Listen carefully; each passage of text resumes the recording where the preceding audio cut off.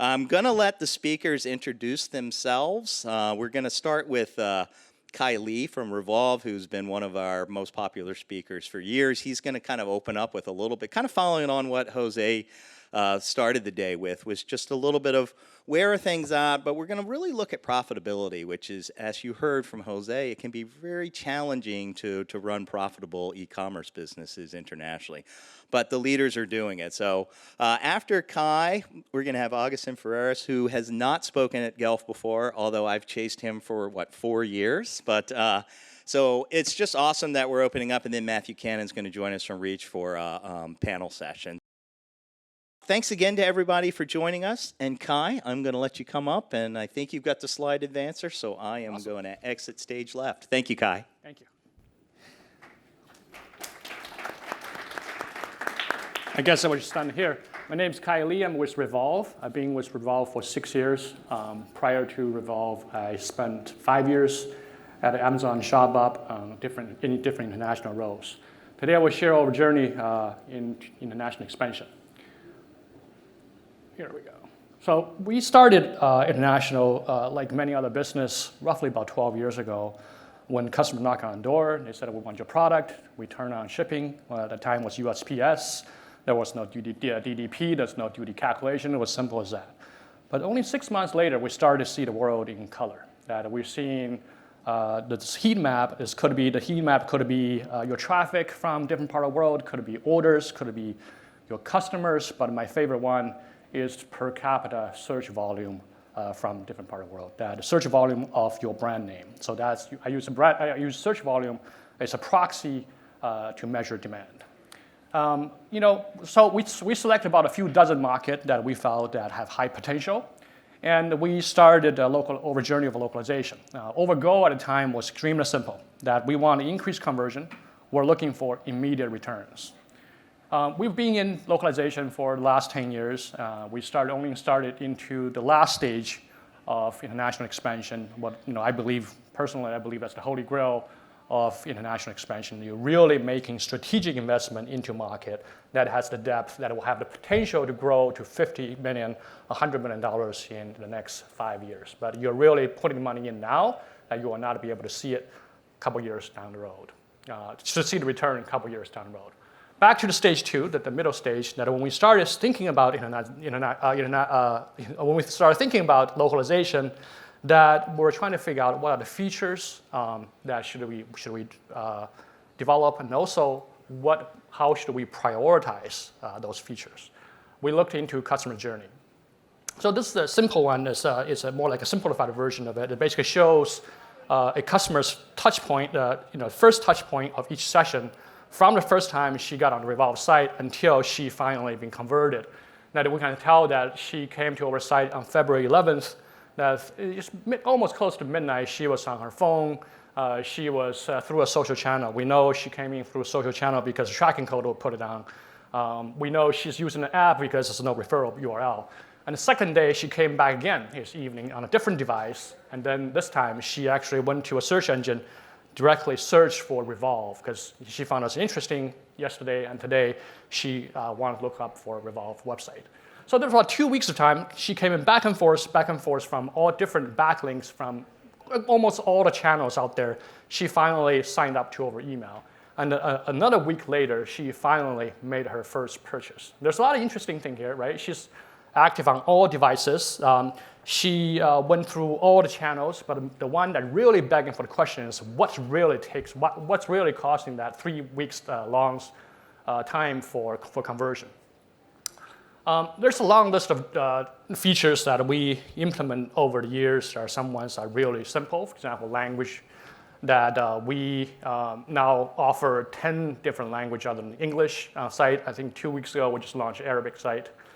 Payment is a complex issue. However, that what you need to do is extremely simple, that you want to support a payment option, local payment option. You want to do your local acquire. That I believe 5 years ago, when we moved to local acquire, we see an increase, weighted average increase of over credit card authorization rate increase at 12%. Some of them are relatively harder to understand, not so obvious. For example, she's really looking for, she wants to understand your reputation. I was having breakfast with a customer in Taiwan, and she said, Kai, I've never even received a letter from the United States. Now you want me to spend $200 on you. I have a lot of questions. That's why we deployed customer service numbers in 30+ markets. But the ones that really people ask the most is probably customer acquisition. There is really no magic bullet to or single trick in all market. I think for different markets, that the channel we employ, the marketing mix we have, the tactics we have, they differ from market to market. But there are 3 things never change, and that often being missed. The first one is, who are they? Who is my targeted customer? And the second one is that what message do I want to deliver? That's probably your brand inspiration, your value proposition, your core strengths, and what channels are the best for me to project those messages to my customers.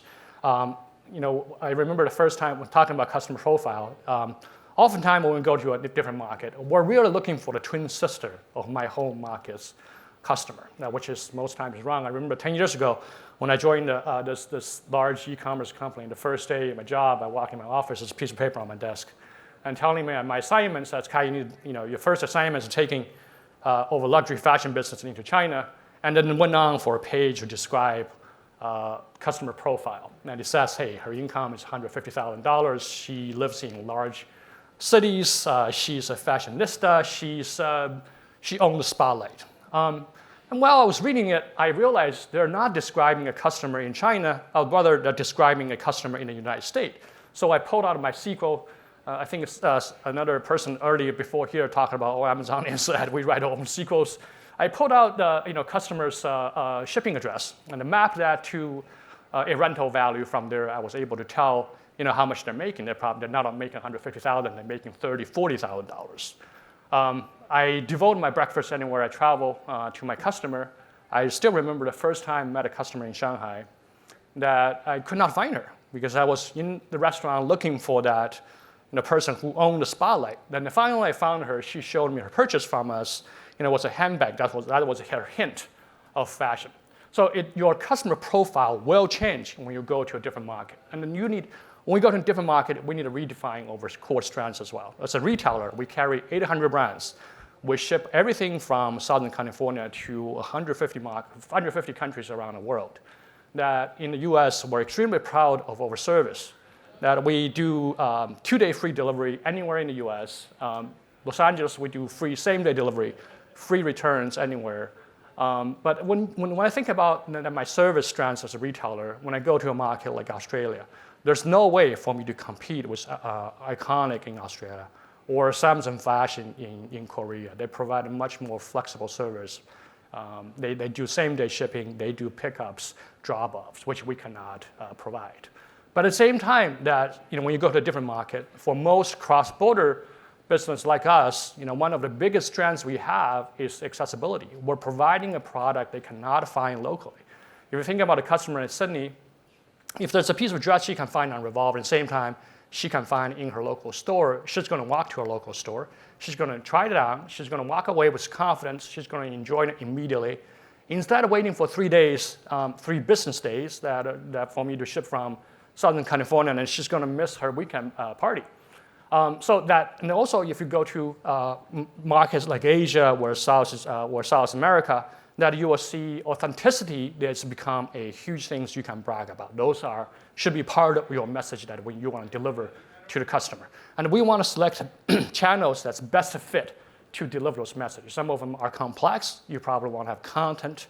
Some of them are simple, that really depending on who they are and what message you want to deliver, that adjust your marketing channels. I think I'm running out of time, so I'm going to skip some of the conversion stories. I'll go straight to the last stage, which I use the word as holy grail, that I believe for those strategic markets, you should have a handful of those. Those markets will take up majority of your international revenue. That we're basically putting money in today that we're going to get back a couple years down the road. So to really ask the question, we need to really ask ourselves the question, how do I select those markets? Because we're sinking in millions of dollars.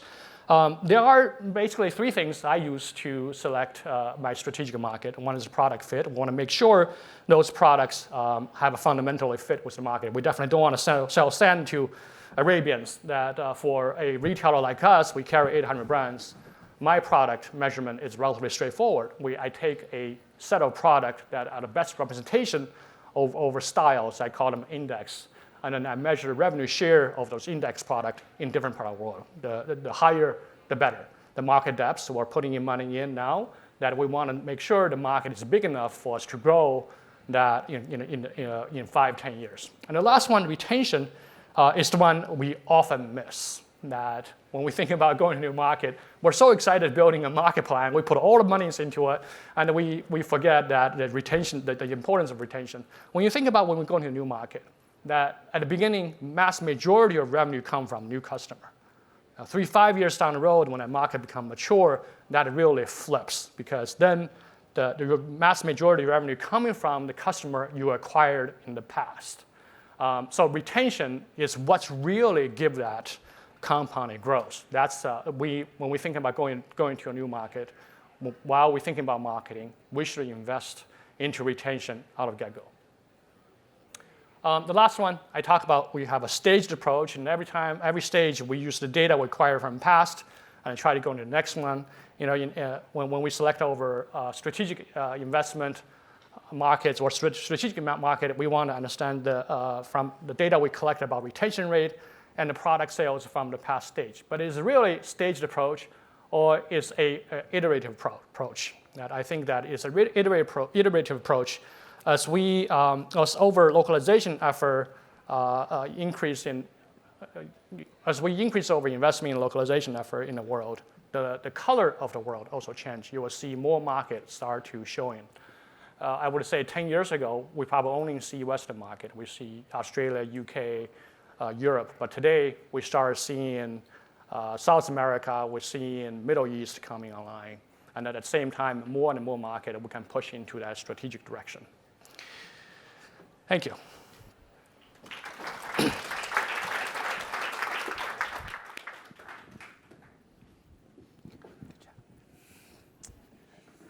Hi, everyone. I'm Augustin. I'm responsible for international Everlane. And I want to first explain to you what we've done in terms of our international journey, the approach we've taken, and where we are today. I've been in the company for 3 years now. I had about maybe 20 years of experience working on international e-commerce in different startups, as well as Walmart before then. But let me first tell you a little bit about who Everlane is. We started 10 years ago in November with the goal of helping people live their best lives with the least impact into the environment, with a very simple idea. We started all with a T-shirt, and we wanted to provide transparency and to some extent fairness into the fashion industry. So we publish all the cost of our what it takes to make that T-shirt, from the materials to the labor, the duties, as well as the transportation. And it really kicked off from there. So we believe customers can vote with their wallet, and anybody can make a difference in small ways. And then we evolve into also being transparent into where our product is made and showing stories about the factories that we work with. We have a very high standard in terms of who we select. And now we're into the third phase of our approach, which is looking at how do we grow with the least impact to the environment. We have made some commitments from a sustainability standpoint. No new plastic by 2021. We're 90% there. The last 10% is really challenging, and we're actually asking now customers and the general public to help us. And we started a program called the Next Collective, where it's a fellowship that we will support innovative ideas. We also, cotton is actually a very, it damages the environment, it damages the people that work in the farm. So we only work with organic cotton certified providers. And then also denim itself is a very dirty business, I will say. And we also look at only working with factories that recycle water, recycle byproducts, and use renewable energy. So that's kind of who we are. Now, in terms of our international journey, it's all being gradual to some extent. And the approach we've been taking is first, make Everlane accessible to everybody anywhere in the world. Now, we started back in 2013, first in Canada. So that's who we opened first via cross-border e-commerce. We did it via a crowdfunding campaign. We raised about $100,000, and that helped us obviously open up that market. And then 2014, 15, we did what we call international sprints, where for a week we advertise in our social channels, hey, we're gonna be shipping to your country. And we were looking at testing different operational modes in terms of how do we ship, how do we serve the customer. And that gave us some insights into where do we go next. So in 2016, then we opened Australia. Again, all this is via cross-border shipping. We only have one facility, one distribution center in the US. So we opened Australia in 16. Then in 17, we opened Greater China, including Hong Kong. In 18, we went into Europe. And then in 19, we expanded to the rest of the world. We right now serve 140 countries in 80 different currencies. So that's at a nutshell our international path so far. Now, the approach we're taking, I mean, Everlane is all about being simple. It's about the essentials. So we want to take that also as into our international expansion and our growth. We obviously want to make money and grow our top line, but we look very carefully at protecting our gross margin and our bottom line. So different things we do. One is we tend to build versus renting services. We shy away from providers that will go and ask us for a % of revenue to integrate their services. I mean, again, for protecting margins, we've done a couple of things, and we have programs to, as we bring product from different factories all over the world to the US, since we own the product, we obviously know the materials, we design it, we know where it's made from, and what materials it have. So we can then dynamically determine how are we going to price that product, and also what the duty is for that product. Now, have in mind that usually you only have to pay duties once when you take a product from a factory to a consumer. So if you are shipping from a factory to a distribution center in the US, we as a brand have to pay inbound duties in the US. And then when we ship from the US down to the customer, then there is another portion of now destination duties. So we're doing it's called duty drawback program, where we can claim back from the US government any duties that are that we paid for that product that we export. So that's one way that we look at protecting our margin. There's others, like even avoiding duties on the way into the US altogether by designating your warehouse as what's called a FTC, or foreign trade zone, which is something that we're also working. That way, product come in, you don't pay duties at all, and if you ship to the US, that's when you pay the duties. If you ship internationally, you don't. Obviously, you only have to pay it on the destination country. From an experience standpoint, again, it's all about simplicity. We have one single global website,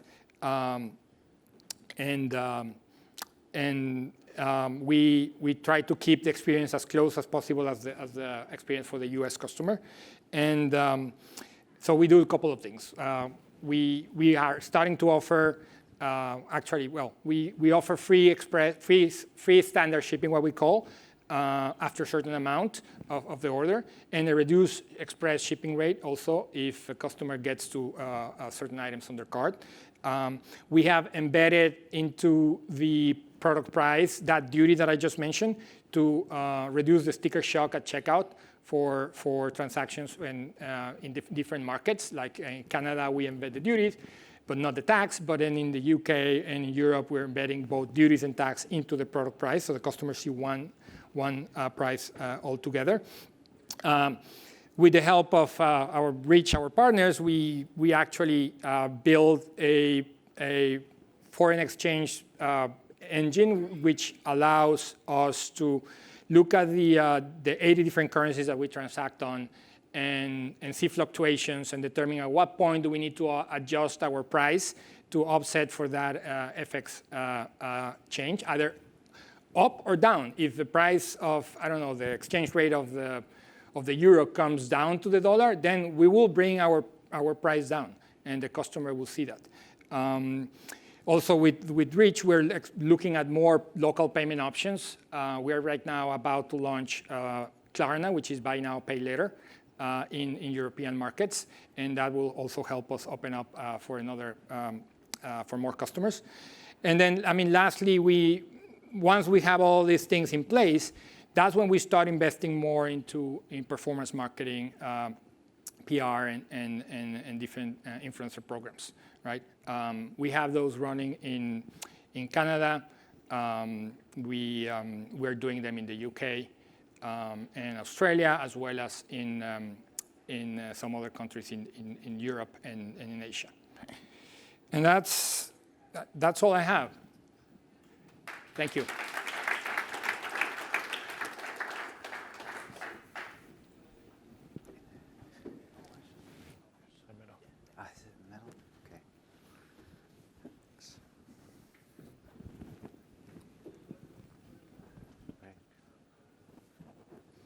So there is a betting game going on as to when I'll fall off the back of the stage. But I wanted to thank these guys for joining us. Again, as I mentioned, I wanted to thank the Reach folks. They're, the teams in the back, they've graciously offered to plant trees. And literally, these guys are going to plant the trees themselves.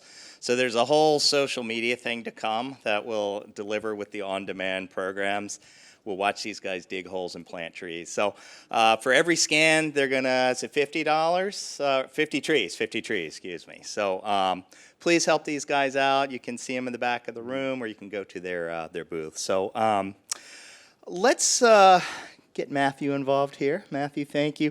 Matthew's actually, for those of you that have been to GELF for 7 or 8 years, Matthew was there in the very beginning, so I wanted to give him a special thanks, and he's kind of worked with us over the years. Obviously, helped us line up this session and everything like that. So, Matthew, say a quick hello. Tell us a little bit about, kind of what led you to work with these guys, and then we're just going to get into a Q&A here. And we've got, rarely do we have like brand versus retailer or retailer versus brand. So we're going to start with that. But Matthew, a quick hello. Yeah, Matthew with Reach. I was privileged to bring both Kai and Agustin here because they both have different perspectives, but their amount of just knowledge about really optimizing international sales in e-commerce is amazing. Great.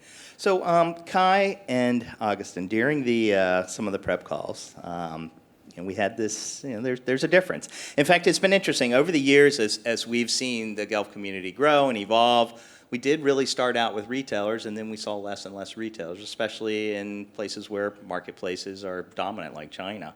However, Revolve is kind of one of those retailers that is, kind of the new and improved model. So I'm going to let these guys do a little bit of point-counterpoint here. Kai, if you wanted to start off, I know you had a couple of questions just about what's the difference from a brand perspective. And Kai, maybe you could talk a little bit about, in a way, you guys act as a marketplace or a agent for lots and lots of small companies that can't really set up a direct-to-consumer international program themselves. So let's get the conversation going a little bit with retailer versus brand. Yeah, I think it's very interesting that Revolve is a retailer and Everlane is a brand. We definitely see the world in different ways. That I would say from a performance marketing perspective, that Agustin mentioned the performance marketing. That performance marketing is a huge part of our marketing worldwide because we bid on the brands that we carry. At the same time, Revolve is a company, we carry 800 brands that we also incubate a lot of smaller brands that I would say a very large, there are hundreds of brands that we carry that were the first time that have been introduced to the world, that we are able to introduce them through over social media, over a branding team to the world. That I think the world between me and Agustin is also different in terms of the SKUs we carry. that I carry a 250,000 SKUs. That was very shallow inventory. Probably per SKU, you were looking at hundreds, or maybe 100 units. But Augustine probably carry much less SKUs. So for me, there's a lot of limitation that are bounded on me. That's the reason why Revolve, we ship everything out of Southern California, because it just, for years we're trying to figure out how to split over inventory, even to New York, but we could not crack that mass code.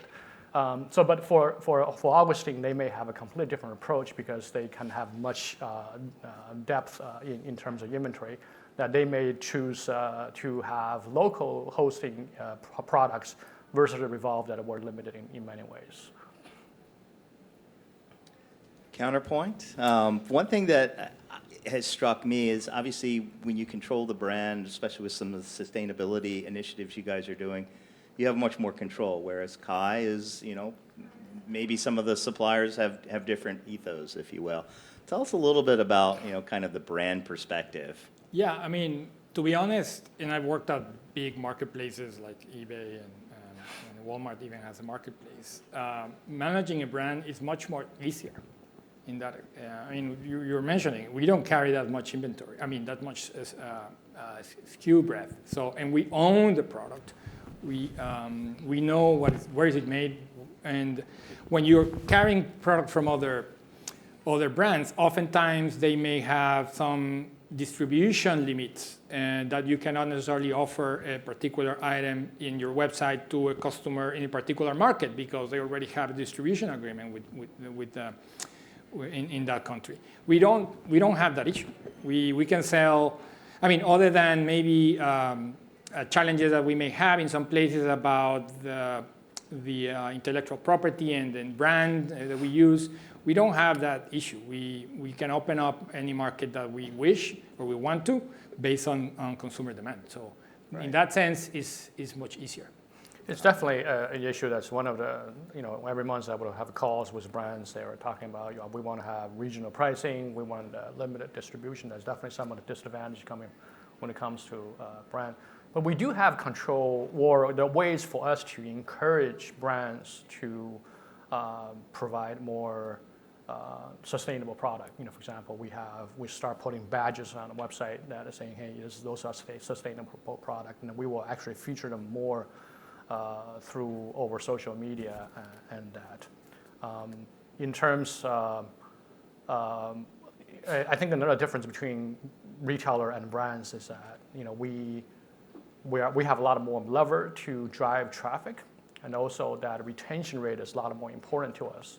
When I look at my paid search performance, I know for somebody who, for the brands, for a customer who, click on a brand she was searching coming in, there's roughly about 40% chance she's actually going to buy something else instead of that particular brand. So we also can leverage on the breadth of offerings a little bit better in terms of performance marketing.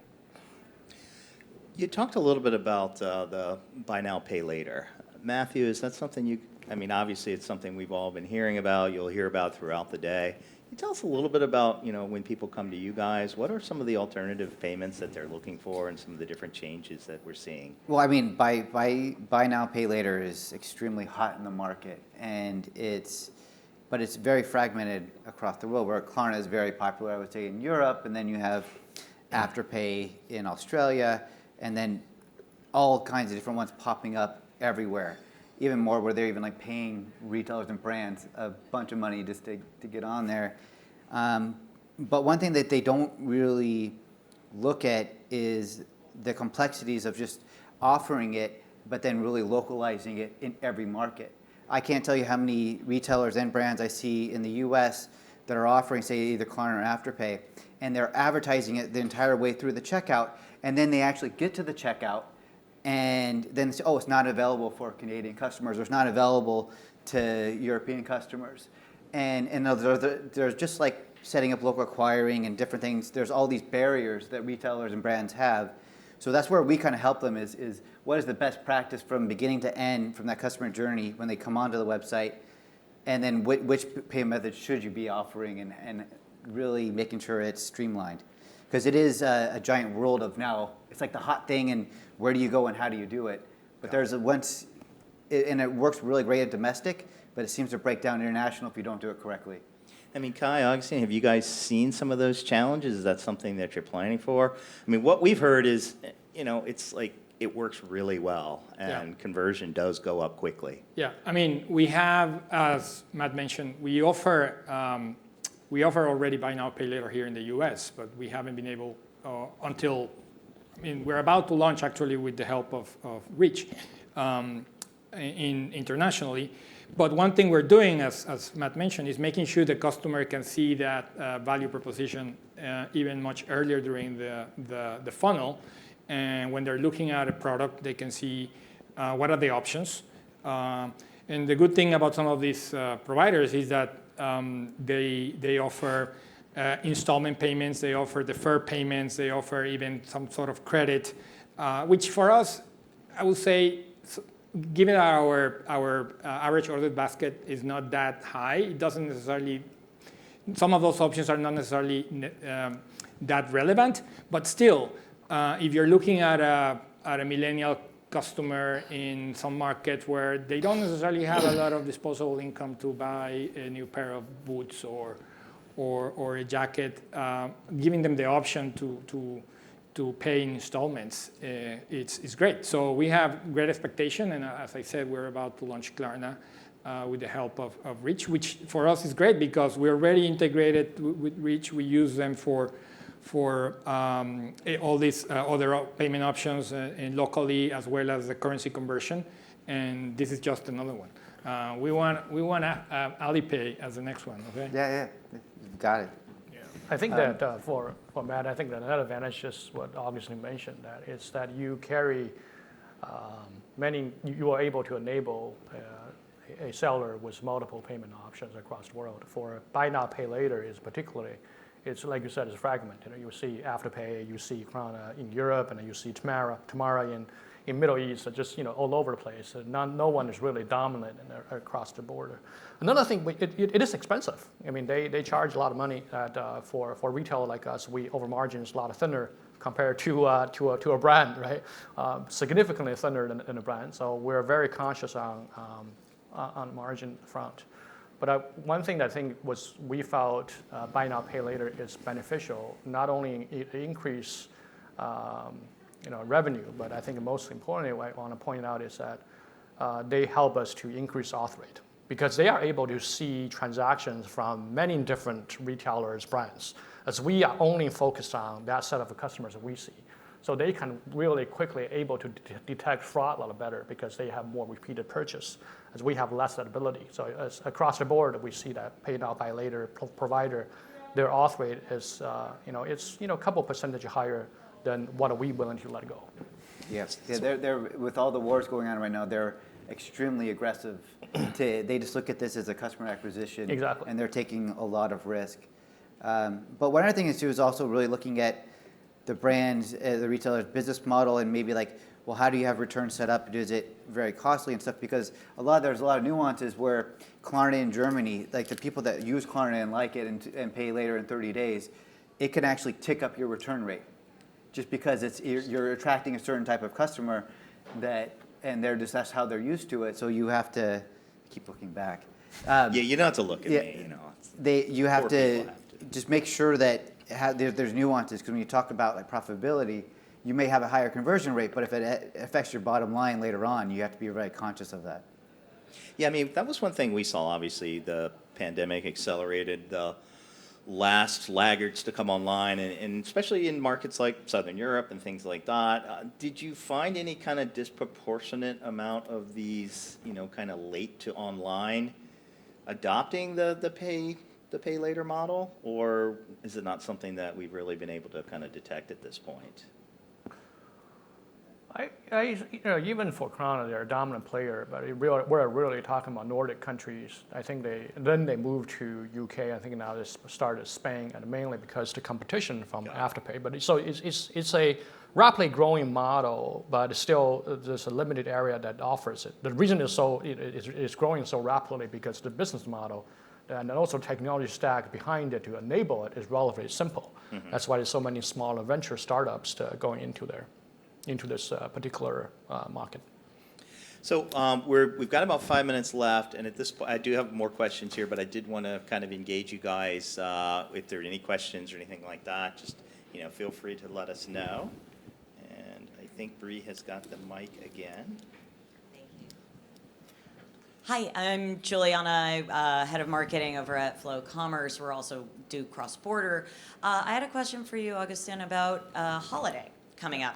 Is there anything kind of different that you're testing in different international markets? Is there a certain market that you're kind of doubling down? Like, how are you thinking about holiday this year? Yeah, so I would say for Everlane, holiday is very unique. As a brand, we're not a discounter. We don't offer many promotions or around the year. But during holiday, we started for the first time last year to offer a promotion during Black Friday to Cyber Monday. And we saw, obviously, and that was in a way prompted by COVID and the pandemic. We're probably going to repeat that.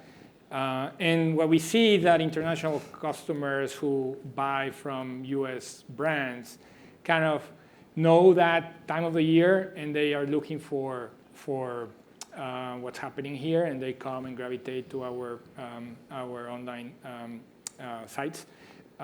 Then in specific markets, we can talk about China, but that's probably another session. And Kai, I think we're going to talk about it tomorrow. But there is obviously Singles Day.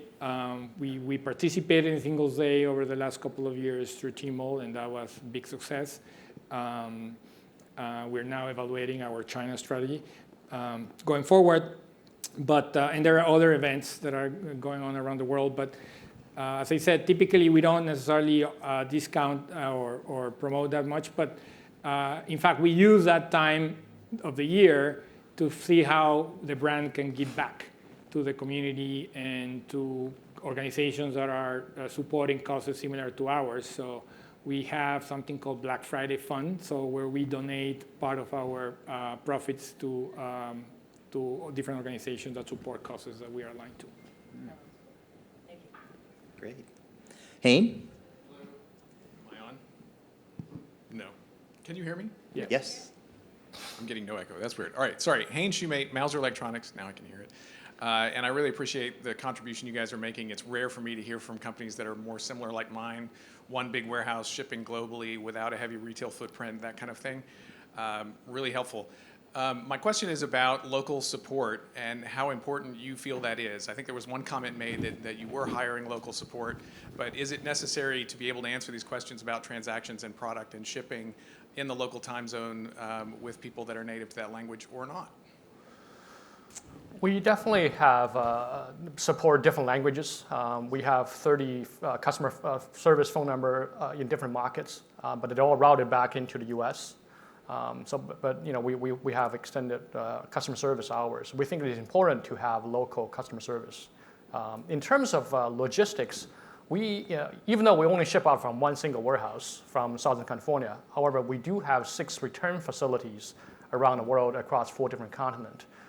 The reason for that is very simple. It's because first, we were able to, with local return facilities, we are able to dramatically reduce our return cost. Instead of having DHL shipping back to the U.S. for $20 a parcel, we can have $4.50 in UK and then air freight it over back to the U.S. And also having product returned into the local warehouse and then aggregated back into the U.S., it's easier for us to reclaim duty and taxes we paid into the inbound country. So we have a large duty drawback operation outside of U.S., in UK, in Europe, in Canada, in different markets, or Switzerland, in other markets that we have. We overgo because we're doing women's fashion business. That every year I would have tried to make myself work in a warehouse a little bit. I'll tell you that trying to figure out how to fold women's clothes is extremely difficult. So the fit is a huge problem, and the best way to deal with it, we try all kind of technology too, but the best way to deal with it is to offer free local returns. Got it. Any more questions out there? So I had one more. One thing that you'll be hearing a lot throughout the day is, we're at a little bit of a next phase of cross-border. There's some new models, there are new solution providers. Obviously, there have been some exits and successful things like that. Matthew, the merchant of record model is something that people are kind of coming back around to, and I know that there are some folks from Commerce Next that may not be as familiar with merchant of record. Could you explain kind of how that works and why you're seeing not only the adoption of the merchant of record, but this kind of shift from towards ecosystem, so partners, kind of to the question earlier, Hayne, it's like the best way to find the in-market partners is being able to connect directly with them through your kind of partners. Yeah, so the merchant of record model has, and for those who don't know, merchant of record, it started because of just credit cards, where it's basically the merchant who is processing the credit cards, they're the merchant of record. So typically, if you have like a McDonald's store and they're selling it there, and like and you're buying something and they're paying a credit card at McDonald's, McDonald's is that merchant of record. Right. It's like the entity that the one who's legally you're contracting with, right? And they've been around for a long time. And what's coming in, why they're coming into more visibility and play now, is because the global e-commerce, the opportunity is like, a lot of times global e-commerce is growing twice as fast as domestic. But it's only getting more and more complex. With the new UK, with Brexit and the new UK tax laws, what they're doing in Europe now, and what in Australia, it's all of these, because e-commerce is growing so much, the governments are looking at ways to actually capitalize on that tax instead of having this lot of cross-border where it was getting through. So it makes the whole compliance and regulations and data and privacy, all this stuff, even more complex. It's hard enough to do it in your domestic market versus your international. And then dealing with all of these new pop-up payment methods, all these new buy now, pay later. But then you say, okay, I want to offer Klarna in buy now, pay later in X market. And they say, okay, great, but you need a merchant, you need an entity, and you need a bank account. Kai mentioned about like having increasing approval rates over 12% for local acquiring. Well, in order to get local acquiring globally, either the retailer or the brand needs to have entities and operations in every market, and to be able to offer local acquiring, or they can utilize a merchant of record who kind of provides that, fills that gap, is able to give them local acquiring, you get rid of all the compliance and tax regulation. Got it.